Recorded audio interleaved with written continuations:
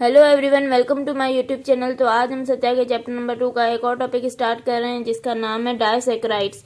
डाइसैकराइड्स हमारे पास ओलिगोसैकराइड्स में आते हैं और हमने मोनोसैकराइड्स पहले ही पढ़ लिए। अब हम ओलिगोसैकराइड्स हैं जो उनमें हम डाइसैकराइड्स पढ़ेंगे। Among the oligosaccharides, disaccharides are the most common. Figure 2.12। Oligosaccharides में सबसे ज्यादा कॉमन डाइसैकराइड्स होते हैं। फिगर 2.12 में दिखाए गए हैं। ये फिगर 2.12 है। इसमें हमारे पास स्ट्रक्चर दिखाए गए हैं डाइसैकराइड्स के।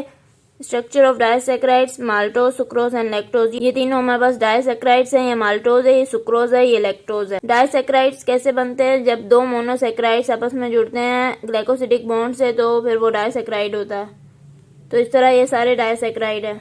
As is evident from the name, a disaccharide consists of two monosaccharide units similar or dissimilar held together by glycosidic bond। नाम से ही जाहिर है कि डाइसैकराइड हमारे पास दो मोनोसैकराइड यूनिट से कंसिस्ट होगा। दो मोनोसैकराइड यूनिट मिलकर हमारे पास डाइसैकराइड बनाएंगे। अब वो मोनोसैकराइड यूनिट सिमिलर भी हो सकते हैं, डिसिमिलर भी हो सकते हैं और इन दोनों मोनोसैकराइड यूनिट्स के बीच में हमारे पास ग्लाइकोसिडिक बॉन्ड होगा क्योंकि कार्बोहाइड्रेट्स में हमारे पास ग्लाइकोसिडिक बॉन्ड होता है, जैसे प्रोटीन में हमारे पास पेप्टाइड बॉन्ड होता है। इस तरह they are crystalline, water soluble and sweet to taste. Disaccharides जो हैं वो क्रिस्टलाइन होते हैं कैरेक्टर में और वाटर सोल्यूबल होते हैं, वाटर में ये सोल्यूबल होते हैं और स्वीट होते हैं टेस्ट में। मतलब हम इनको शुगर्स भी बोल सकते हैं।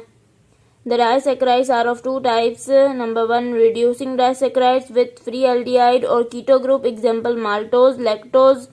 Number 2, non-reducing disaccharides with no free aldehyde or keto group, example sucrose, trehalose। disaccharides हमारे पास दो तरह के होते हैं, दो टाइप्स के होते हैं। एक होते हैं रिड्यूसिंग डाइसैकराइड्स। रिड्यूसिंग डाइसैकराइड्स में हमारे पास क्या होता है? फ्री एल्डिहाइड और फ्री कीटो ग्रुप होता है। इसकी एग्जांपल्स हैं माल्टोज, लैक्टोज। मतलब जो हमारे पास रिड्यूसिंग डाइसैकराइड्स में एल्डिहाइड और कीटो ग्रुप्स होते हैं वो किसी बॉन्ड की फॉर्मेशन में इन्वॉल्व नहीं होते, वो फ्री होते हैं। और दूसरी टाइप हमारे पास नॉन रिड्यूसिंग डाइसैकराइड्स है। उसमें हमारे पास क्या होता है? कोई भी एल्डिहाइड और कीटो ग्रुप फ्री नहीं होता। जो हमारे पास एल्डिहाइड और कीटो ग्रुप होते हैं वो बॉन्ड फॉर्मेशन में इन्वॉल्व होते हैं। इसकी एग्जांपल्स हैं हमारे पास सुक्रोज और ट्रिएलोज। अब आप इस डायग्राम में देखें, हमारे पास तीनों डाइसैकराइड्स हैं और ये हमारे पास इसमें से माल्टोज और लैक्टोज जो हैं वो रिड्यूसिंग डाइसैकराइड्स हैं और जो सुक्रोज है वो नॉन रिड्यूसिंग डाइसैकराइड है क्योंकि सुक्रोज में हमारे पास कोई भी फ्री एल्डिहाइड और कीटो ग्रुप नहीं होता और माल्टोज और लैक्टोज में फ्री एल्डिहाइड और कीटो ग्रुप होते हैं। अब हम डाइसैकराइड्स की एग्जांपल्स को डिस्कस करेंगे वन बाय वन। सबसे पहले हमारे पास है maltose. Maltose is composed of two alpha D glucose units held together by alpha 1 to 4 glycosidic bond। Maltose में हमारे पास दो अल्फा डी ग्लूकोज यूनिट्स होते हैं जो कि हेल्ड टुगेदर होते हैं, जो आपस में जुड़े हुए होते हैं ग्लाइकोसिडिक बॉन्ड से और उस बॉन्ड का नाम क्या दिया हुआ है? Alpha 1 to 4 glycosidic bond. The free aldehyde group present on C1 of second glucose answers the reducing reactions besides the osazone formation sunflower shaped. और हमारे पास माल्टोज में दो ग्लूकोज होते हैं तो जो दूसरा ग्लूकोज होता है उसका जो कार्बन नंबर 1 होता है उस पर हमारे पास फ्री एल्डिहाइड ग्रुप होता है। तो अगर फ्री एल्डिहाइड ग्रुप है तो मतलब ये हमारे पास जो है वो रिड्यूसिंग डाइसैकराइड है, ये रिड्यूसिंग रिएक्शंस कर सकता है। और हमारे पास ओसाजोन की फॉर्मेशन भी होती है माल्टोज में क्योंकि कार्बन नंबर 1 और 2 जो है वो इन्वॉल्व होते हैं ओसाजोन की फॉर्मेशन में। और माल्टोज के ओसाजोन हमारे पास किस शेप के होते हैं? वो सनफ्लावर शेप के होते हैं। Maltose can be hydrolyzed by dilute acid or the enzyme maltase to liberate two molecules of alpha D glucose। Maltose हमारे पास हाइड्रोलाइज हो सकता है डाइल्यूट एसिड से या फिर हमारे पास एक एंजाइम होता है जिसका नाम है माल्टेज, वो इसको तोड़ सकता है दो अल्फा डी ग्लूकोज के मॉलिक्यूल्स में। In isomaltose the glucose units are held together by alpha 1 to 6 glycosidic linkage. और हमारे पास आइसोमाल्टोज में क्या होता है कि दो ग्लूकोज यूनिट्स ही होते हैं वो हमारे पास जुड़े हुए होते हैं अल्फा 1 to 6 ग्लाइकोसिडिक लिंकेज से। इसके बाद है सेलोबायोज।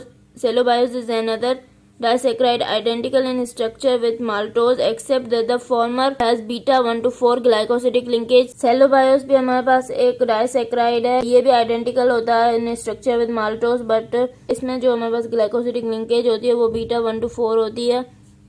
सेलोबायोस is form during the hydrolysis of cellulose. Cellobiose कब बनता है? जब हमारे पास हाइड्रोलिसिस होती है सेलुलोज की।